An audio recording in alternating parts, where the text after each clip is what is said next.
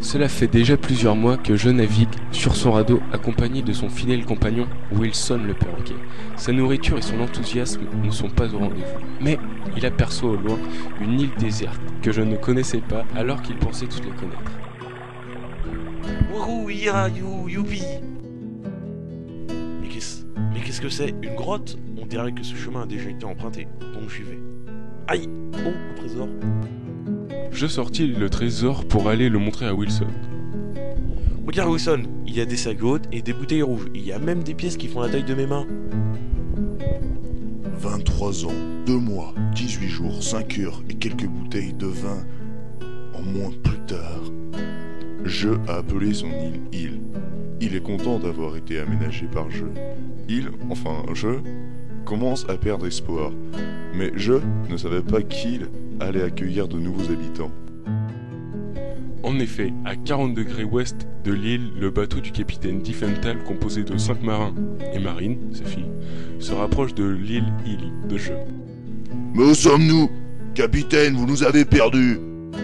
Terre droit devant! Enfin, sable. Mais je ne comprends pas, capitaine. L'île n'est pas répertoriée sur ma carte. Allons l'accoster. Le bateau jette l'ancre à environ 20 mètres de l'île. Je, connaissant île comme sa poche, alla se cacher derrière un buisson. Raymond Jagou fut le premier à partir en éclaireur. Raymond planta fièrement son drapeau pendant que Je l'espionnais. Le reste de l'équipage arriva. Voyant qu'ils étaient gentils, Je alla à leur rencontre. Ils font le tour de l'île.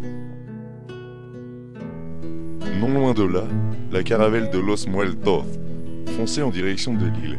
À son bord, y logeait le capitaine Henri Galou, dit le renard des sept mers, Pablo Gouin, le borgne, et Jean-Marie Banania, le larbin.